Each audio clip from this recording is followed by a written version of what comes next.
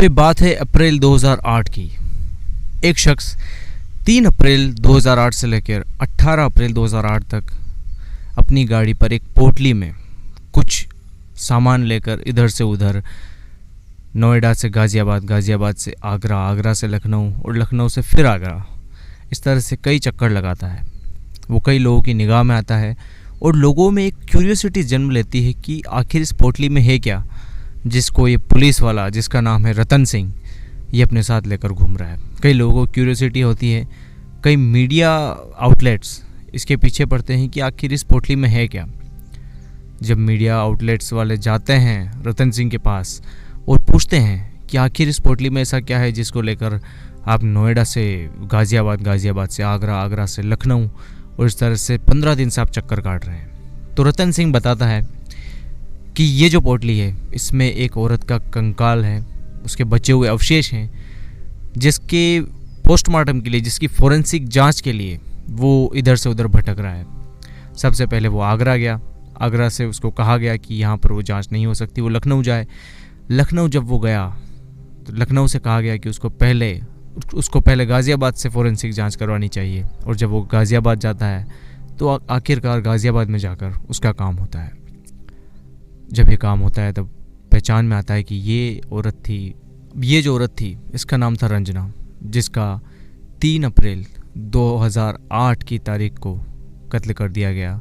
उसको एक कुएं में डाल दिया, सूखे कुएं में। उसके ऊपर झाड़ियाँ डाली गई, लकड़ियाँ डाली गई, केरोसिन डाला गया, मिट्टी का तेल, और उसके बाद इसको जला दिया गया।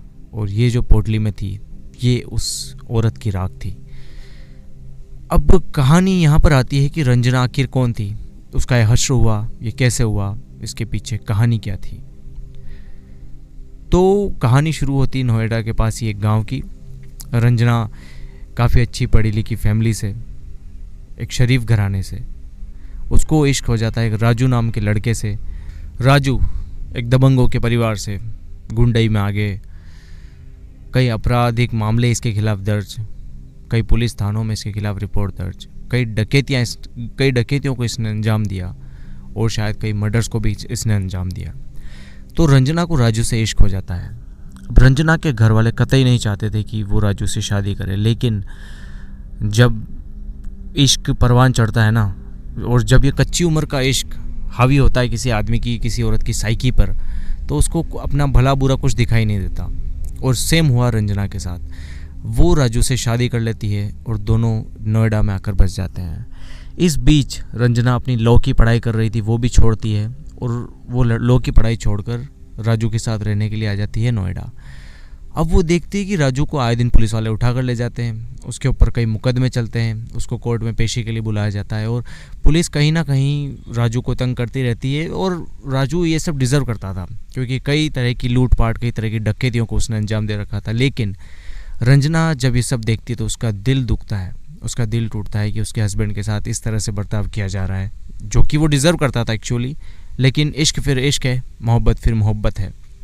अव्वल तो ये कि उसको राजू से मोहब्बत होती है, और दूसरा ये कि वो राजू की ज़िंदगी ख़राब होने के साथ उसकी खुद की भी ज़िंदगी ख़राब होते हुए नहीं देख सकती थी। तो वो तय करती है कि जो उसने लॉ की, वकालत की पढ़ाई बीच में छोड़ी थी, वो उसको फिर से रिज्यूम करेगी, फिर से उसको कंटिन्यू करेगी, ताकि अपने हस्बैंड को उसके इन केसेस से बरी करवाया जा सके, उसको एक आज़ादी भरी ज़िंदगी दिलाई जा सके। तो अब रंजना वापस से वकालत की पढ़ाई शुरू कर देती है, वकालत पूरी करती है और अपने हस्बैंड राजू के केसेस की फ़ाइल देखती है और उनमें देखती है कि क्या लूप होल्स हैं, किस तरह से राजू को बरी कराया जा सकता है, किस तरह से उसका केस लिया जा सकता है। राजू के केसेस की पूरी स्टडी करने के बाद वो एक एक करके राजू के कई सारे केसेस अपने हाथ में लेती है और कई सारे केसेस में राजू को बरी करवाती है। ये देखकर आसपास के लोग काफ़ी अचंभे में पड़ते हैं कि एक लड़की जिसको राजू से मोहब्बत थी, जिसने राजू से शादी की, और अब उसी राजू को इस गुनाहों के दलदल से निकालने के लिए वो वकालत की पढ़ाई कर रही है और बाकायदा राजू के लिए केसेस लड़ रही है। तो लोग काफ़ी हैरत भरी निगाह से देखते रंजना को और दूसरी तरफ राजू को, जो कि एक के बाद एक अपराध किए जाता है, और दूसरी तरफ रंजना एक के बाद एक उन केसेस को निपटाती जाती है। अब ये जो बात है आम तौर पर सभी लोगों को मालूम थी कि रंजना किस बैकग्राउंड से आई है, और उसने क्या क्या चीज़ें राजू के लिए की हैं। अब इस बीच होता क्या है कि राजू एक और डकैती कर देता है और उस डकैती के इल्ज़ाम में वापस से उसके ऊपर कोर्ट केस चलता है। अब चूंकि राजू एक पेशेवर क्रिमिनल था, उसके साथ रहना, उसके लिए कैसे लड़ना ये खतरनाक भी हो सकता था रंजना के लिए, लेकिन मोहब्बत की आड़ में उसे कुछ दिखाई नहीं देता है। वो राजू के लिए ये केस भी लड़ती है और हैरत अंगेज तौर पर उसको इस केस से भी बरी करा देती है। हालांकि कुछ केस राजू के पेंडिंग थे, लेकिन ज़्यादातर केस रंजना ने अपनी वकालत से, अपनी सूझबूझ से, अपनी प्रतिभा से, अपनी होशियारी से निपटा दिए थे। लेकिन राजू यहाँ पर देखता है कि रंजना को बहुत ज़्यादा प्रेज़ किया जा रहा है। आप यहाँ पर देखेंगे कि किस तरह एक जेलेसी औरत को औरत से होती है, आदमी को आदमी से होती है, लेकिन ये जो जेलेसी थी एक आदमी को अपनी पत्नी से थी, उस पत्नी से जो पत्नी उसको हर गुनाह से बाहर निकाल रही थी, हर गुनाह की दलदल से बाहर निकाल रही थी, उसको दर दर की ठोकरें खाने से बचा रही थी, उसको पुलिस के चंगुल से बचा रही थी। वो रंजना जिसकी मोहब्बत की मिसालें उसके गांव में, शहर में, आसपास के लोगों में सब जगह दी जा रही थी, लेकिन राजू को ये सब प्रेजेस, ये सब तारीफ़ें बिल्कुल नागवार गुजरती और वो रंजना के खिलाफ जलन से भर उठता है।